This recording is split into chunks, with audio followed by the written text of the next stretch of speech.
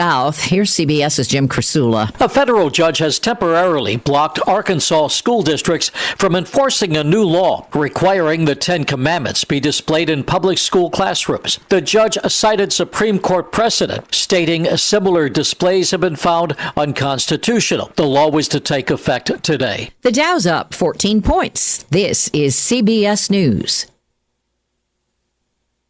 Think O'Reilly Auto Parts for all your car care needs.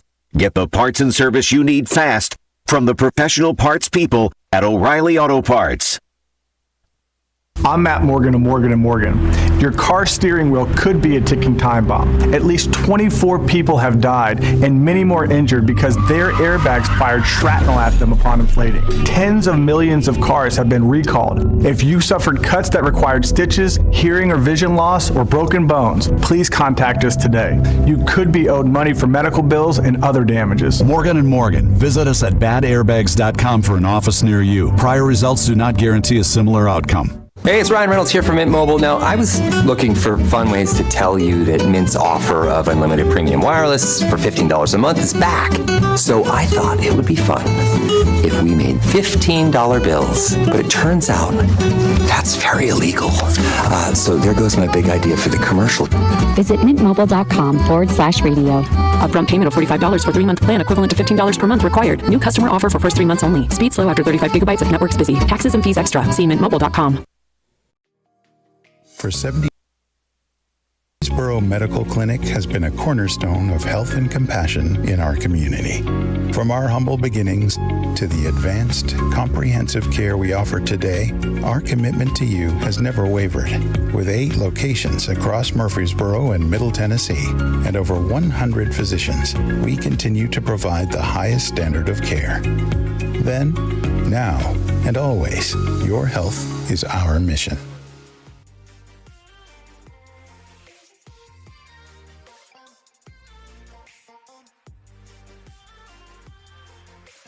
FM 101.9 and AM 1450 Murfreesboro. FM 100.5 Smyrna. Audio and video streaming at wgnsradio.com. This is the Roundtable. A look at the news, views, politics, and people that are shaping Rutherford County. And good morning, everybody. Welcome to your Tuesday morning edition of the Roundtable Show with Rick and Wayne. And I hope everybody's doing great out there today. And good morning, Wayne. How are you, buddy? Good morning, Rick. Just kind of perplexed by the season, you know. This is weird, eh? I mean, what we had 115 heat index last week, and then the last 3 days, like early autumn. It's just I just don't get it. I know. I was watching Channel 5 this morning to see if we had any rain in the forecast because it was kind of overcast when I got up this morning. And, of course, there wasn't. But then they showed their drought calendar. And I'm like, how do we got a drought calendar after all that rain we had? I know, because I think that quickly it's around the Columbia area. Was it April or May that we were 20 inches over the average or something? So, well, I got videos of my place just 2 weeks ago where it drowned us. So I don't know where they're getting that from. At least one thing, though, football's here. I watched the Hall of Fame game the other night in Canton, Ohio, and it was 60 degrees. And I thought, well, maybe we'll get some of that. And we sure as heck did. Exactly right. Yeah. So, they had Blue Raider Athletics had a live thing going this morning. They had an event going on over there again this morning. Of course, they did the ribbon cutting last week at the new facility, but they're hot and ready to go with the football team this year. I didn't get to take the tour. I hope to get to do that sometime here, at least at the beginning of football season. So it's supposed to be exquisite if you. As far state of the art, yeah. So student athletes, they give their all. They deserve some pampering. Well, you need to go look at it, and I wish you had a picture of your locker when you were at MTSU, that chicken wire that you had. Yeah. Well, and again, that was under Memorial. And then that was just my freshman year, and then when we moved into Murphy, we just thought we were so spoiled brats. Yeah, I mean, we kind of thought, gosh, we're SEC now. That's right. But it was pretty cool. But as far as I'm concerned, as far as the biggest improvement was changing out that turf, because what we played on felt more like a Scotch-Brite pad than artificial turf, because it would tear the skin right off of you. Wow. So, but Rick, we've got a great friend with us this morning, someone we both have known pretty much all our lives. He probably would cringe for me to call him a Smyrna icon, but former teacher, championship coach, principal, director of schools, town manager. I don't know how you wear all those hats, Mr. Gill. Mr. Harry Gill, good morning. Good morning to you, Wayne. Rick, good to be with you guys. I couldn't help but think as you were talking about football and the 115-degree heat index last week, I got to harken back to my days at Smyrna High School to tell a little tale.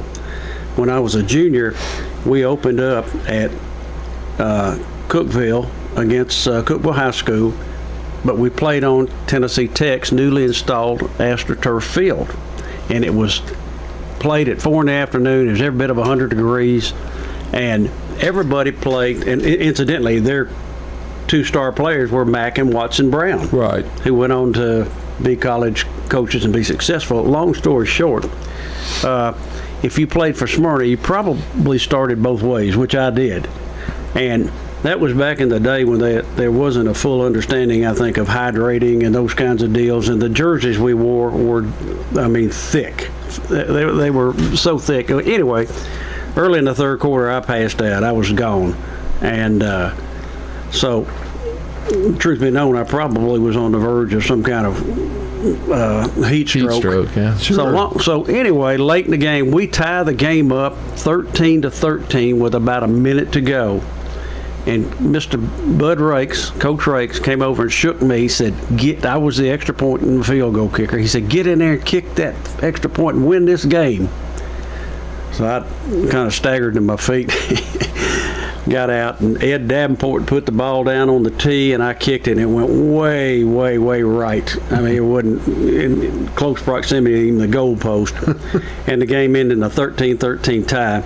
And so I was dreading the ride back to Smyrna because I knew that he was ultimately going to find me and want to know what the heck happened, and he did. And he said, what happened on that extra point, boy? And I said, well, Coach, I said, to be honest with you, I looked up and I saw 3 sets of goal posts. And he said, well, why didn't you kick the one in the middle? And anyway, he's brought that story up to me 100 times over the years. And I do remind him I did make 1 out of 2, which resulted in a tie. But anyway, that was a pretty cool memory from those days. It wasn't cool at the time. Yeah. I had a cousin, Martin Blair, that played center for the Bulldogs in the early '60s. Well, maybe it would have been late.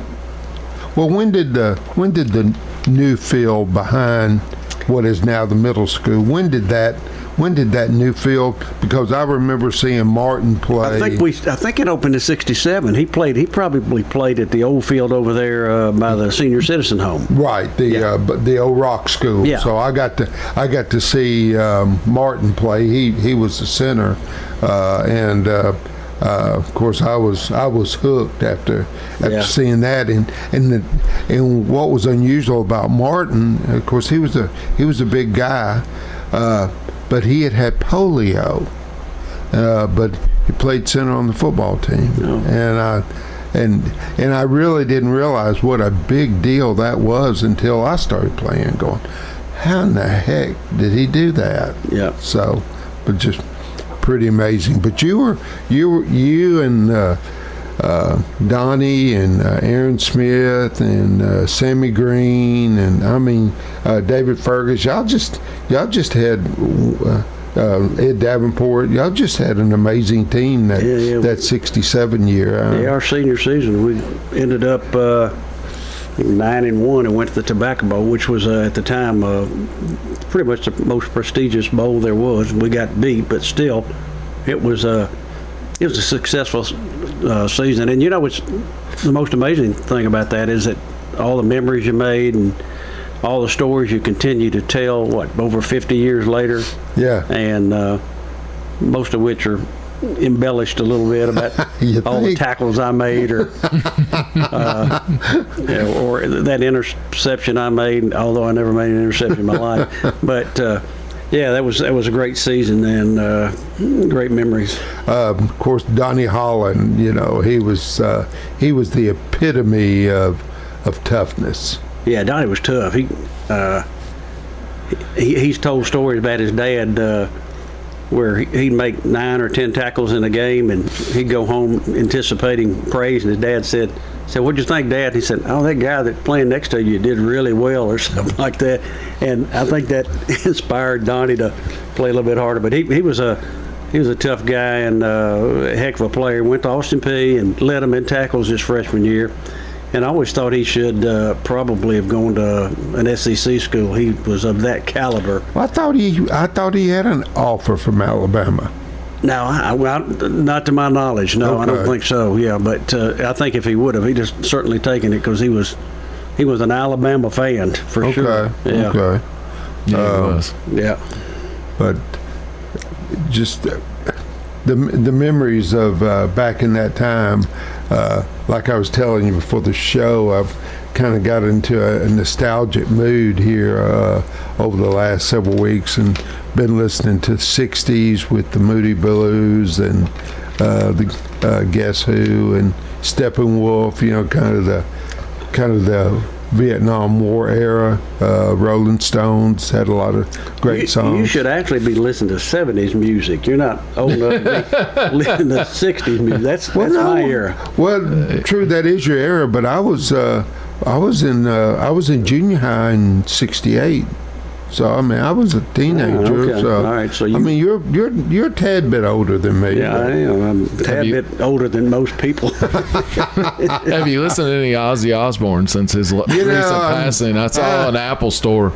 He was trending, and he was like number 2. And I thought there was 280,000 downloads of Ozzy songs just after his death. I've never been an Ozzy fan. I just, anybody that bites heads off of birds on stage, that's a little bit over the top for me, Oh, that's funny. Yeah. So, as long as you don't come back with any tattoos, we're good, buddy. There you go. If you do, I imagine it'll be an MTSU I would hope so. Raider. I would hope so. Hey, Donnie and Dean and David's dad. Now, you didn't play for him. You just played for Mr. Rakes, right? Yeah, I played for Coach Rake. Okay. Donnie's father passed, I think, when we were in middle school, what would be construed as middle school now. He died relatively young. I heard I didn't know him, to be honest with you, but I heard a lot of stories about Mr. Holland. He was a lot like Donnie, stout and tough guy, those kinds of deals. So Donnie got that kind of personality and that kind of ambition, honestly. Dean was a good football player, right? And he wasn't hardly as mean as Donnie, though. Yeah. And Donnie had a mean streak to him, which is what propelled him into being such a good football player. Well, for Dean to go to Swanee, you had to be a heck of a good student too. Yeah. Dean was pretty sharp. Yeah. And David was just an all-around good guy. He's soft-spoken. He kind of took after Miss Holland, who was one of the nicest ladies. What I always thought was ironic was Dean was stocky, Donnie was stocky, but David looked like a wingback. Yeah. And I don't remember David. I think he played baseball, but I don't remember him playing any other sports. Well, he played football. He was a senior when I was a sophomore. Okay. So he played with Billy Merritt and Larry Blevins and those guys. Yeah. So, Rick, we're having a Smyrna football nostalgia morning. I'm feeling it, buddy. Yeah, some good times. As were. How did you one point you were teaching and then you became principal of Cedar Grove Elementary. So tell that story, how that all went about and where you got. I think, of course, I spent 16 years coaching. Right. And, I always did aspire to be a principal. Coaching can grow old, regardless of what kind of success you get. And I think it's almost a natural evolution to move on into administrative ranks. So, something I wanted to do, and ultimately ended up with that job. And it was pretty neat from the perspective of it was a brand new school, and I got to hire all the teachers and all the custodians, and we built that literally, and I say we because it was a mad dash at the end to get the school open, as all new schools are. But when you're hiring an entirely new staff, it was tough, and we built it into, I'd say, the premier elementary school in the county. I mean, we called it the A-team. Yeah, we had 19 A's and 1 B in value-added assessment, which was remarkable back in those times. And I still remember Mr. Watson telling me one time, he was a hard-driving guy. He was old. He coached at Huntley. I went on to Tullahoma, and he was kind of like Donnie a little bit. He had the guy that you didn't want to cross him. And he told me one time in a principal's meeting, he said, I want you to tell all these principals how you make all these A's. And of course, it was embarrassing to be asked that question. That's the last thing you want to do. Somebody in the police department say, Rick, tell them how to be a better policeman. And show up to work. Yeah. So I said, Mr. Watson, all I can tell you is that it's a short walk from the penthouse to the outhouse. He didn't like that response. But he wasn't going to run me off as long as we were making those A's. I know it had been. I can remember when it opened and you being out there, and I got invited out there with my dog one day to talk to the students and brought them in the gym. And because of your years of coaching at Smyrna High, and I grew up a block away from the school, so I was at every basketball game and every football game growing up, And I still do. I held you up there on this pedestal, and here you're the principal over there. And you come in one day, and I was like out there having fun with my dog and doing everything. And I saw you walk in, and I all of a sudden tightened up. I couldn't speak and do anything. like coming to attention. Exactly. I was like, well, Justice, don't mess up now. But we used to do a little thing and put cones down the middle of the thing, and I would give them a aid, or it would be a drug aid, and I would tell one of the teachers that take that and put it under one of the cones, so I didn't know where it was. Then all the students could watch it. So then when I came in with my dog, we would start searching, and of course, he would go through the cones, and all of a sudden take one. He was a scratch alert dog, so he learned on them cones that the more he attacked it, the more happy I got. So when he got to where he would pounce on them cones, man, and eat them up. So, I remember you being a dog handler, and we may have to break here, Wayne, but my brother Joe was a dog handler in Vietnam. Wow, I did not know that. I did not know that. Yes, he was. He spent a year. He had 2 dogs. First one got sick and was a big male. The second one was, I think, called Princess. Yeah, but he walked the perimeter and did those kind of deals. That's the kind of job I'd like to have, Well, the University of Vietnam was an education I think I'm probably glad I missed. Yeah, me too. But I remember you being there, Rick, and I learned some things from Mr. Rakes about being a principal. You'd see him out cutting the grass or picking up paper, and it conveys the right message to your kids, to your teachers, and all that, that you're willing to do those things to keep your school clean. So, but anyway, I didn't mean to intimidate you in any way. Well, by and large, a nice guy. It was a good thing, because I think that makes you a better person when you have people that you look up to and respect in life. It helps you in the long run. Yeah, thank you. Talk about some of the educators that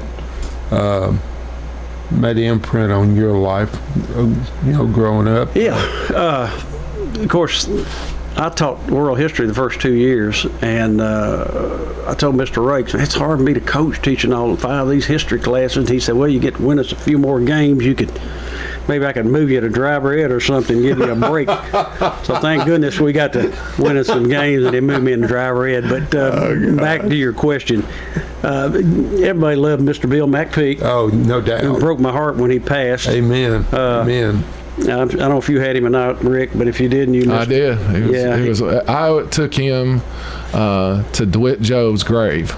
There's got this big conversation, and Mike Spars was involved in it. We did as well. Yeah, so we did as well up on the hill. That's right.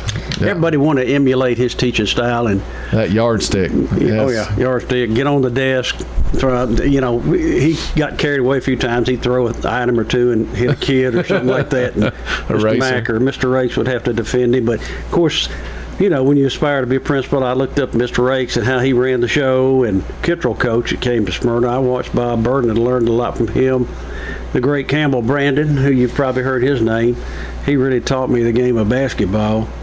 And there's a lot of sad irony in that. We ended up beating him in the state championship game in 1982, and I know it killed him.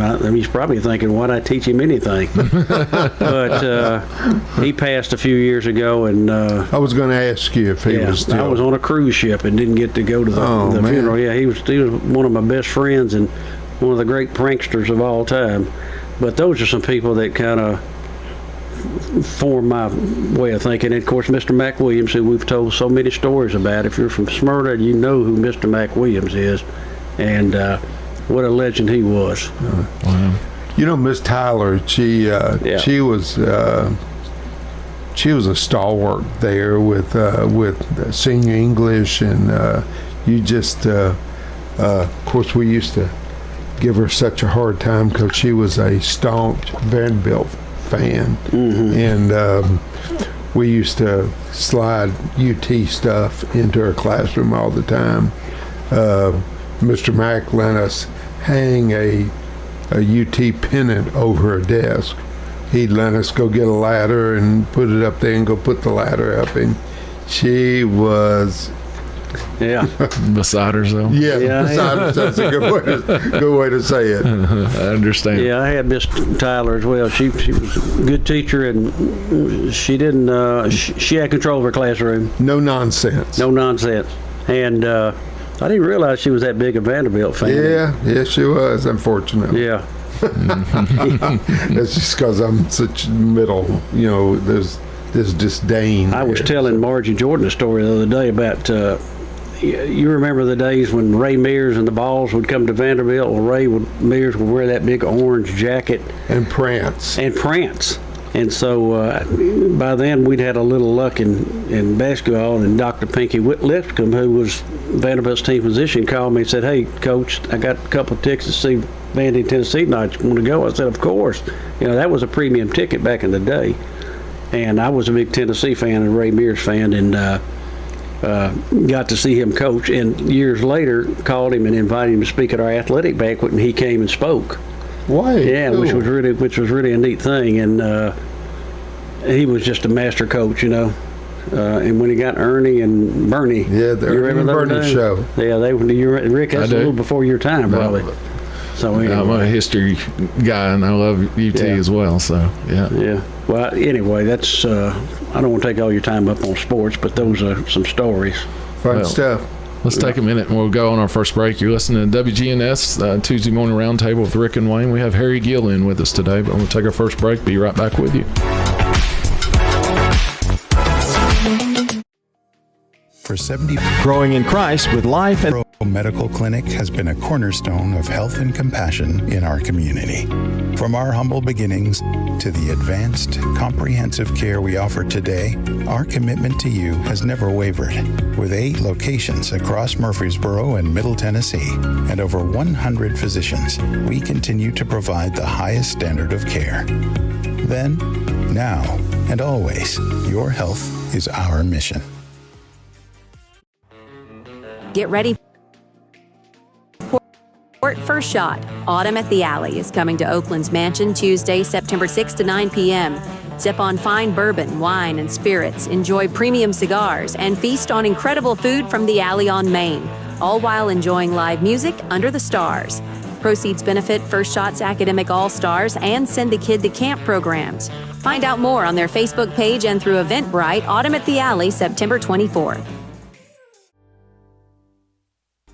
This is Hannah Bleem here at the Rutherford County Farmers Market. This year, the Farmers Market is celebrating 50 years of being open, and we're here to talk to different vendors today. Howdy, y'all. My name's Bob Starr. I own and operate Pilgrimage Farm in Lewisburg, Tennessee. I've been in business for 8 years. I am a mushroom and specialty produce farm that also does wild foraged food. So I'm set up here at Rutherford County Farmers Market Tuesdays and Fridays, and if you've got something interesting on your menu, come on out and see what's wild. My name's Bob Starr. I own and operate Pilgrimage Farm in Lewisburg, Tennessee. I am a mushroom and specialty produce farm that also does wild foraged food. Thank you so much. The Rutherford County Farmers Market is open on Tuesdays and Fridays from 7 a.m. to 12 p.m. at 315 John R. Rice Boulevard in Murfreesboro until October 31st. This year, the Farmers Market is celebrating 50 years of being open. Hannah Bleem here at the Rutherford County Farmers Market. Good Neighbor Events is brought to you by Old National Bank, the law offices of John Day, and AmeriCare Pest Control. In today's changing world, you need a financial planner that you're comfortable with. Rely on the bonds that you've built with trusted friends at Old National Bank on Dr. Martin Luther King Jr. Boulevard here in the borough. And if you just moved here, visit us and enjoy warm, homemade cookies. Honey, the cookies are ready. Like Grandma used to make. Old National Bank. We're better together. 2230 Dr. MLK Jr. Boulevard. Old National Bank. Member FDIC. For 78 years, WGNS has been your source of local news and sports. The Red Cross is critically low on blood. Phone the Red Cross at 800-RED-CROSS and make an appointment to give blood at a time that fits your schedule. Hey, would you like to learn more about local history? Maybe you just moved to town and want to know about your community. Well, head on over to the one-room Ransom Schoolhouse this Saturday from 9 in the morning until noon. Members of the Rutherford County Historical Society will be there to talk about local history. Ransom School is at 717 North Academy Street. And some great live theater to enjoy this weekend. Sweeney Todd is over at the Art Center of Cannon County in neighboring Woodbury. That's Sweeney Todd. Here in Murfreesboro, it's The Odd Couple at the Center for the Arts in Uptown Murfreesboro. Now this is the female version of The Odd Couple, a unique twist. Again, The Odd Couple at the Center for the Arts in Uptown Murfreesboro and Sweeney Todd at the Art Center of Cannon County.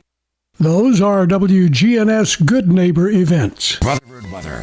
Partial sunshine develops here this afternoon. We'll see a high in the upper 80s. And for tonight, partly cloudy skies developing and a low near 68. I'm meteorologist Jennifer Wojcicki on News Radio WGNS. Currently, it's 70. Middle Tennessee Electric's virtual annual meeting is Saturday, August 16th at 2 p.m. Register to be entered for prizes, submit questions, and vote for officers starting August 9th at MTE or by phone. More information at mte.com/annual meeting. This is the Roundtable from News Radio WGNS on FM 101.9 and AM 1450 Murfreesboro, FM 100.5 Smyrna. Listen and watch at wgnsradio.com.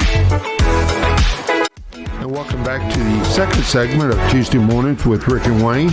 It's certainly Rick and my pleasure to have great friend, community leader, Mr. Harry Gill, who's worn so many hats from principal, championship coach, director of schools, town manager. Tell you what, I suspect you've forgotten more than I know, Mr. Gill. Oh, I don't know about that. You're a pretty slick fella. Matter of fact, you're heading up the Rutherford County Foundation now. You're the chairman. We've made a good choice in choosing you. But anyway, I appreciate the kind words. I have had some interesting jobs and have a few battle wounds for having served in those jobs. Made a few people angry periodically, but I think I'm blessed to have done some good. You know, the progression from teacher and coach to assistant administrator to the lead principal to director of schools, I can see how that progressed. But taking on a job like the town manager for a town growing as fast as Smyrna did and has, I'm amazed that you had a lot of knowledge and authority and insight, being the director of school on one of the largest counties in the state, and to sit in that town manager seat with all the rules and regulations that go with a municipality. That is amazing to me that you transitioned from what I could conceive or perceive pretty seamlessly.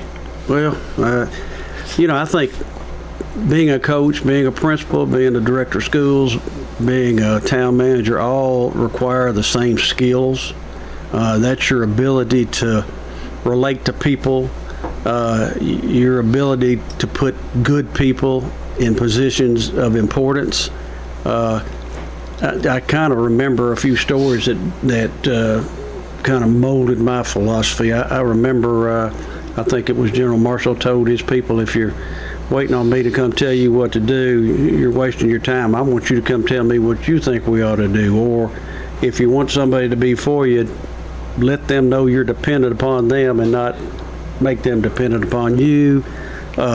You have to rely on good people to help out. I couldn't run the finance department. I couldn't run the police department, but I could direct those people a little bit or give them the support they needed. And with time, you realize, well, I'm not sure and I'm certainly not implying that our police chief didn't do it, because I thought he did a great job in Smyrna, but you say, well, maybe he should do something a little different. You kind of grow into those positions, but same skills are required. And I know I'd heard multiple times that, well, if you want to be a high school principal with Harry Gill hiring the principals, you got to be a coach, which wasn't true, although I did hire some coaches to be high school principals. And I always thought coaches, to be a good coach, to be one that won and produced, you need to have the skills to run an organization. You need to know when things aren't going right, how you change it. You need to be able to choose good players. You need to do those things. And I remember I used to get chastised for hiring Dirk Ash. You remember Dirk? I put Dirk, they were telling the tale the other day, I thought it was pretty funny. Larry Creasy was telling me that Dirk was telling him when I put him at Laverne High, I called him in and I said, Dirk, what do you think about going to Laverne High School? And he said, well, I'll go home and talk to my wife about it. And he said, no, Dirk, you don't understand. I'm not telling you go talk to your wife. I'm telling you I'm putting you at Laverne High School. And so Dirk went there, and I challenged him to straighten the place out. And you remember, you were on the board. I mean, it wasn't easy for a board member either. He got some static. Just a bit. Yeah. But he got the place turned around. And I mean, it became a high-performing school. And we were walking down the hall one time, and somebody spoke to him. He didn't speak back, and it really kind of hit me the wrong way. And I said, Dirk, the only course that you didn't take in college that you should have taken that would have made you a better principal, you know what it was? He said, no, sir. I said, you should have taken a semester at charm school. Start warming up to these people. And anyway, I don't know that it did any good. I don't know if he got any warmer. That was just his personality. But he did a great job. I was proud of it. Anyway. No, I agree 100%. You kind of got to be a leader to lead. And yeah, you do. I mean, sometimes those are tough decisions. Oh, yeah, everybody wants it their way, but there's always your way, their way, and the right way. Exactly. I mean, there's a fine line between valuing people's opinions. I think you have to have people. You have to show people you appreciate them. Mm-hmm. Yeah. At the same time, you have to set standards, and anything below that standard is unacceptable. Don't take this the wrong way, but a lot of teachers told me, we knew our expectations were to be the best, and we knew if we didn't get there, there's going to be change, and we're going to get things going. But I think you can do that in a kind way and an appreciative way as well. I tell a story on Harry. I was running for county commissioner in 2006, and it was early voting, and it was in August of 06, and we're standing out in front of the fire hall on Lowry Street in Smyrna, and of course you're holding your sign out there, and at one point I came in to use the restroom, and he came in there, and he found me in a hallway, and he cornered me, and I had done some kind of press release and said I wasn't happy with the way the school system was going, and he was the director of schools, you know. So he had me pushed up against the wall, and you know what I meant. And I said, look, I ain't saying that you're doing anything wrong. I think you need to be funded, and we need more for our schools. That's where. And he goes, oh, okay. Well, how you plan on doing that? And then we had Mr. Odom. We had Don Odom in here, and he worked under you at that time, and he had a sheet of paper he brought in here, and I wish I got it from him, that he showed during that time of 4 years. We built or touched 14 schools in that 4-year thing that we were on the commission with Mayor Burgess and the team that we had on the commission. We got along so well that 4 years on the commission. That was unheard of for county commission to have that many people that were on the same page about things to do. We had the same mission, you know, to improve the life of our county community. Mr. Gill, one of your sayings that I kept close to my heart, you know, ever since I served on the school board with you, was the one about that, you know, we're judged, you know, as a society on how well we treat our children. Right. And that has stayed with me. Kind of hung with you, yeah. Yes, sir. Rick was a very big supporter of schools. I appreciate it very much. Sir. When he was on the county commission. And I know during my tenure, I was there 9 years and 3 months, which was a long time for a superintendent. Yeah, because they average about 3 or 4 years. Okay. Yeah. So anyway, we built, I think 9 new schools and did 6 additions. You know, that's a lot of money, a lot of debt that's piled on the county, which that's another issue. But we just barely kept up with growth building those schools. And of course, the ones I'm most proud of are the Stewart's Creek complex. Sure. Which I remember when I was teaching under Mr. Rakes, he used to complain all the time, well, we don't get anything on this end of the county, blah, blah. And that always stuck with me. Whether there's any truth to that or not, I sort of felt like when I was a superintendent, I wanted to get some stuff done in Smyrna and Laverne. We got Laverne Lake, we got additions to Smyrna and Laverne High School, we got all 3 Stewart's Creek schools, we got Browns Chapel on the outskirts of Smyrna, did additions to Smyrna Elementary, so we got some good things for Smyrna that at the same time, you know, I didn't turn a blind eye to all the Murfreesboro and the Lacassas and Eagleville. We did Eagleville addition. We got a lot of good things. Yeah, that Joe Gurley property, you know, when that came available, we jumped on it really quickly, and it was on both sides of the road. And then towards the end of it, Mark O'Neill comes to me one day, and he was the town manager at Smyrna, and he goes, hey, what are y'all going to do with that property across the street? And I was like, I don't know. I said, it's just, you know, it was part of that whole parcel we were able to get. And he said, well, we'd really kind of like to turn that into a park.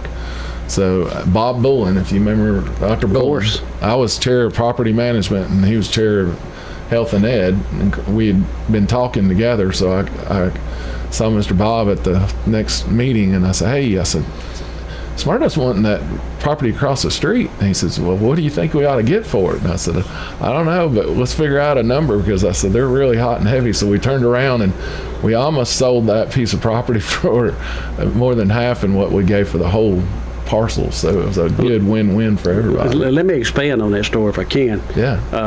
There were 220 acres, and you're exactly right what you said. There were 220 acres, as I recall. We needed about 130 for the 3 schools. And we had an appraisal done on it, and the Gurleys offered it to us, I think, for 11 or 11.5. And on the eve of the vote, they wanted $500 more, and which I was certainly amenable to doing that. And one of the board members said, let's don't give them $500. I said, yes, let's do. That's a steal. So anyway, during the entire process, I'd go to the various committees at the county commission and the full commission. I'll never forget Tina Jones, who I like. I told her, I said, she said to me, Mr. Gill, we don't need 220 acres. We need 130 acres. What are you doing? I said, Commissioner Jones, if we buy that land, it will double or triple in value as immediately after building the schools. Furthermore, we'll have control on what goes on that property. She said, well, we're not in the real estate business, sir. Yeah. So ultimately, the commission voted to buy the whole shebang.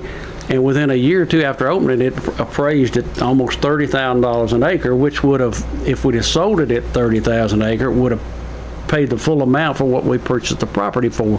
But we ended up selling it to Smyrna. I think it, or you guys did, I think it sold for around $16.5 or $17 an acre, which still generated a pretty good profit for the county, you know. So we cut a lot of the losses.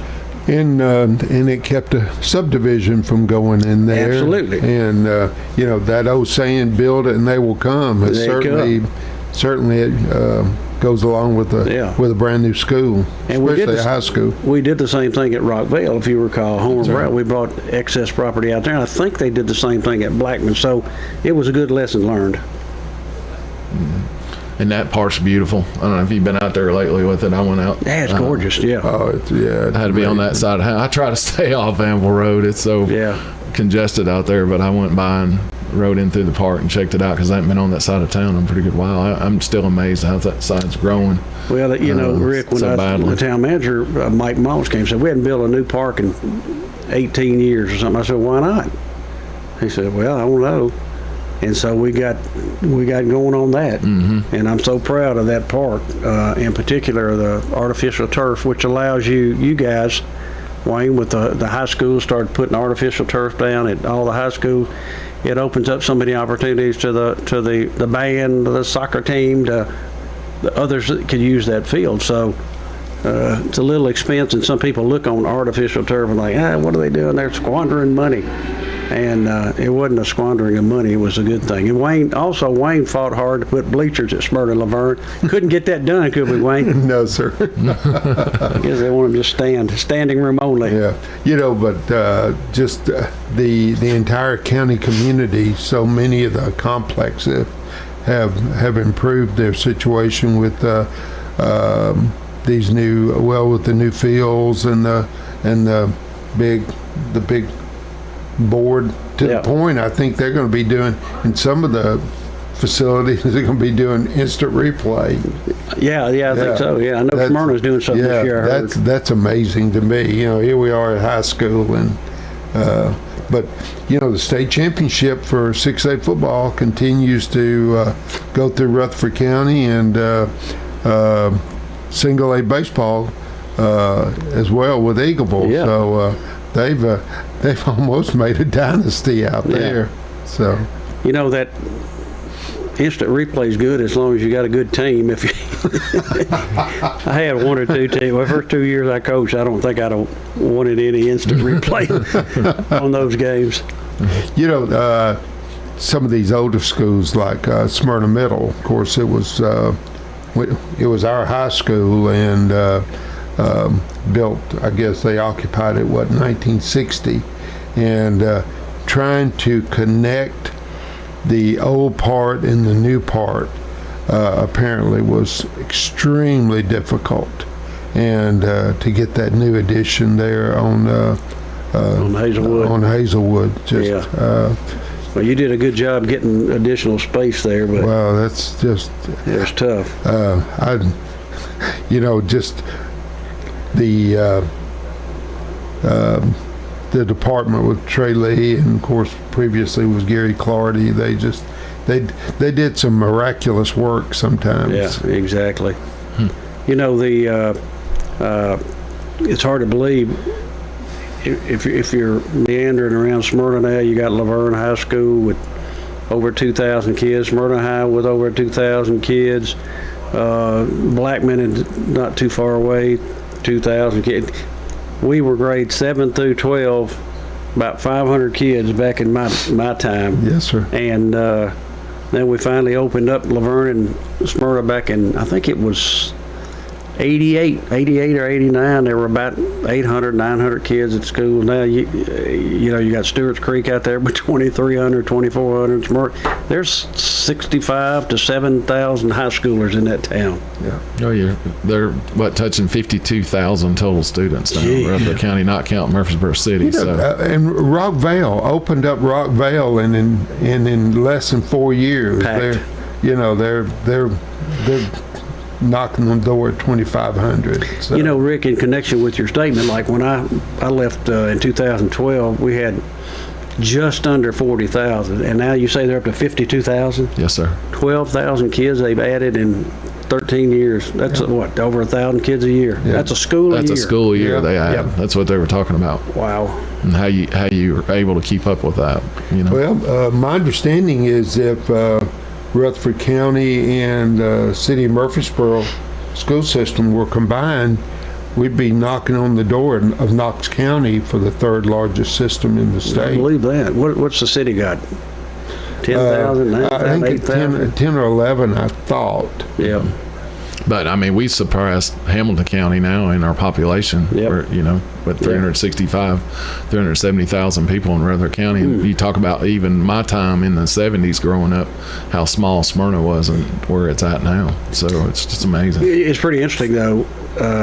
Somebody I've watched, I don't watch the board meetings, I don't watch the town council meetings. I lived in them once, I don't want to live them again, but I have read some comments from board members, and they have the same issues now that we had when I was there. Nothing's changed. They don't have adequate funding. They don't. Commission doesn't want to raise taxes. I understand that. The same kind of problems, and it'll be that way forever. They don't want portables because they're a safety hazard, and people don't want their kids in the portables. Sure. I don't know that there'll ever be a change. There's not going to be unless Elon Musk moves to Rutherford County, there's not going to be enough money to build enough schools. Well, that was one of my priorities when I ran in 2006, and to get rid of these trailer classrooms, and in 12 years still couldn't make a dent in it. What do they got now, portable-wise? Anybody know?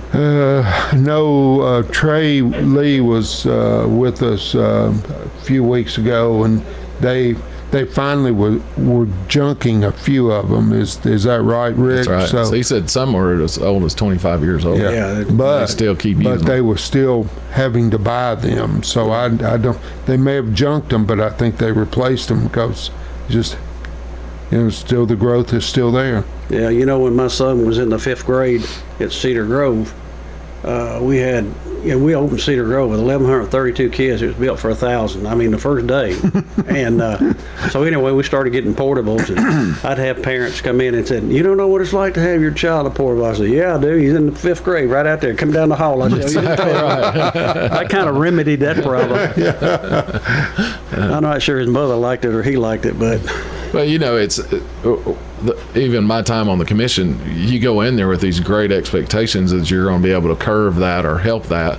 But at the end of the day, we have a charter that you have to ratify every time to the state, and you weren't always going to get that. And there's property rights of people having a right to sell their property, and then as long as it meets your codes, we have to pass what it is. And I remember that was so hard, and you just can't change your codes from one year to the next. It's that whole big long process, and it's so bad. They're doing Plan Rutherford, and I invite everybody to Google Plan Rutherford and look at the thing that the county commission has been working on now, the planning department, that are trying to pass again, and they're trying to show a future growth or how they want that to be, but because that could be a tip of the hat next year, but right now it's warehouses, and 2 years ago it was houses, and now everybody wants to put the up and down 840. They're wanting to put all these warehouses that feeding off what Lebanon has started, and it's making that wave here. So as long as they meet our codes and everything else, and that's why it's so important, we almost need our own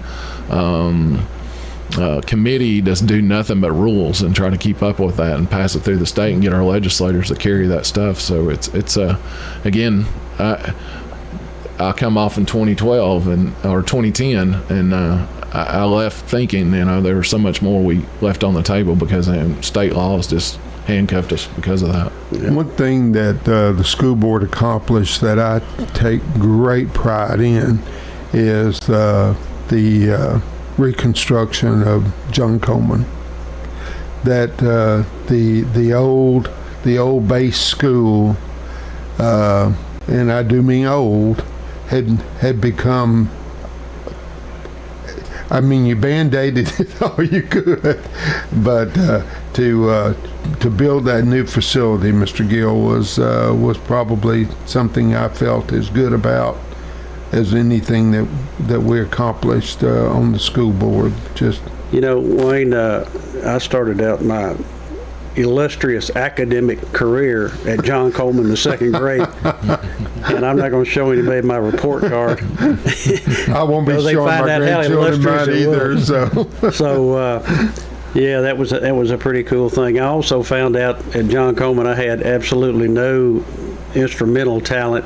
When I tried out for the band director called my dad the next day and said, "I think you need to put him on a baseball team or a football team. He's more acclimated to doing that." So that ended. I played the trumpet in the John Coleman band for 2 days, and I moved on. Well, then why did y'all make it mandatory in 6th grade? We had to have a music class because I did the same thing, and I was late getting to school that day, so I got stuck with a clarinet because I didn't get to pick. That was the only thing that was left. Oh, that is funny. I couldn't play nothing. I had lost a tooth on top of that, and if you didn't know anything about clarinets, and you need all your teeth to be able to work. Well, I run the risk of getting in trouble here, but I think the trumpet's more manly than the clarinet. Welcome to my world. So, what was the thing that they did play? It looked like a oversized kazoo. Again, I'm not musically inclined. Well, neither am I. But they had some kind of instrument that they all played. So, but joking aside, in these schools, when they have a band, the band students are typically the premier students in school academically too. They do great things, and attendance-wise and academic-wise, I kind of tracked that when I was principal and also the director. Oh yeah, I don't want to put them down. My neighbor's son plays the trumpet for Smyrna, and he's like amazing. Just to listen to, he's on their jazz band and everything else, and I'll hear him over practicing, and I feel like I thought the radio was playing, and it's him. Well, for clarification, I'm not putting them down either. Okay? Exactly. Yeah. But the career and technical students are considered your best readers because of the instruction manuals that they have to read to. And comprehend them. Comprehend them. So that's pretty neat between the band and CTE. Oh yeah. Everybody, we'll take our second break. You listen to Harry Gill, and we'll be right back with you in just a minute. For 70 Medical Clinic has been a cornerstone of health and compassion in our community. From our humble beginnings to the advanced, comprehensive care we offer today, our commitment to you has never wavered. With 8 locations across Murfreesboro and Middle Tennessee and over 100 physicians, we continue to provide the highest standard of care. Then, now, and always, your health is our mission.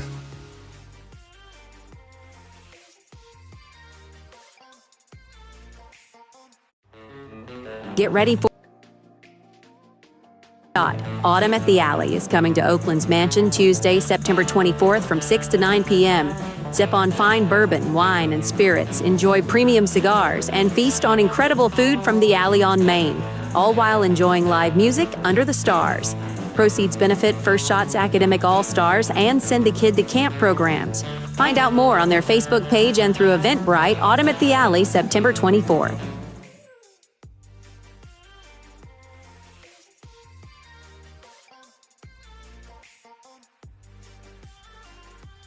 Services include on-site and remote support, managed services, cybersecurity, cloud backups, and more, all tailored to fit your business. Let us handle the tech so you can focus on what matters most. Call Syscorp today for your free consultation at 615-809-3687 or visit our website at sys-corp.net.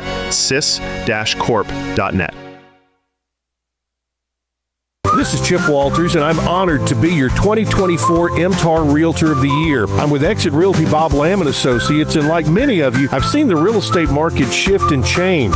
People often ask, Chip, what's really going on? Well, that's a great question, and I believe in answering with solid, factual data. So let's cut through some of the noise. I invite you to reach out. Let's have a conversation about your real estate goals and the current market trends in your neighborhood. You can find all my contact information at choosechip.net.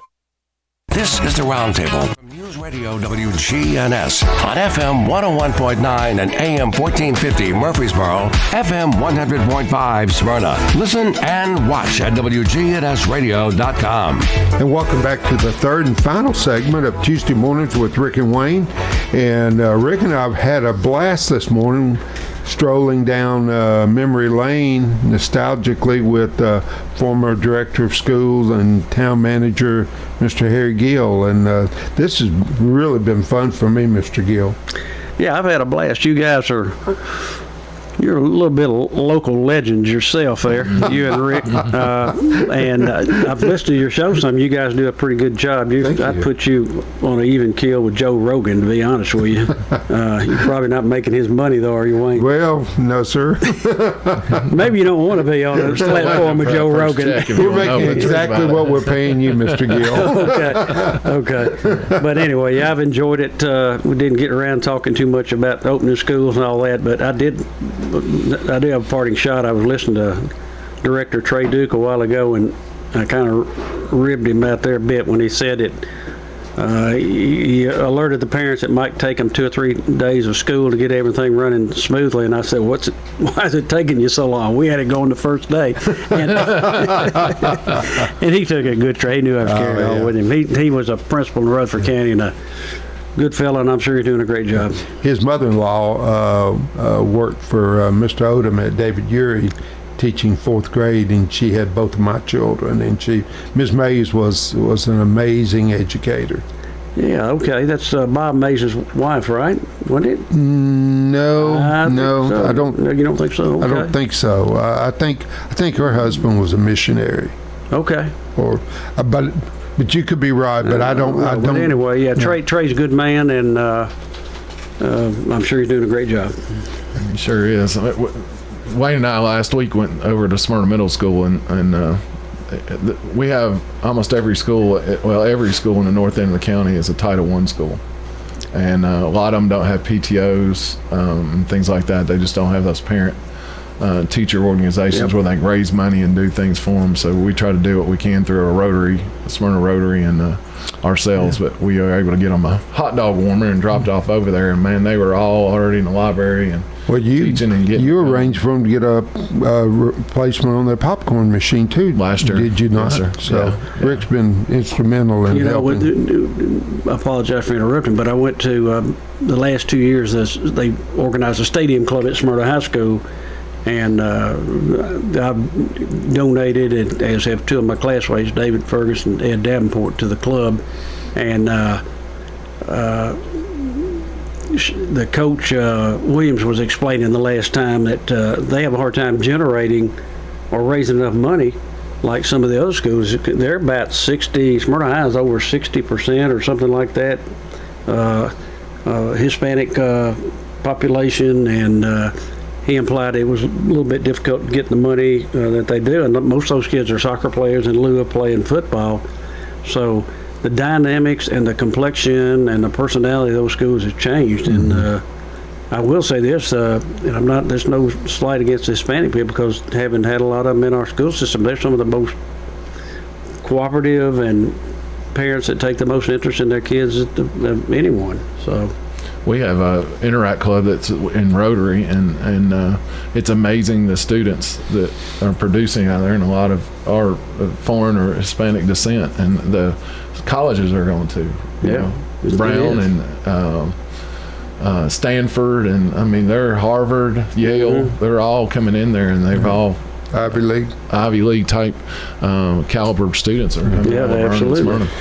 Well, we're about to head off into the sunset here in a little bit, but would like to say, Mr. Gill, God bless you for your effort with the children over your long career, because you impacted a lot of young lives. So God bless you for that. Well, I appreciate it. And on the way home, I got to stop by Dunkin' Donuts to impact 2 more. Paisley and Lexi, my granddaughters, are at the house waiting on me. So if I don't deliver, I'm in trouble. That's right. Sir. Get them while they're hot. Yeah. Everybody, hope you enjoyed our show today, and we'll be back with you next week as usual.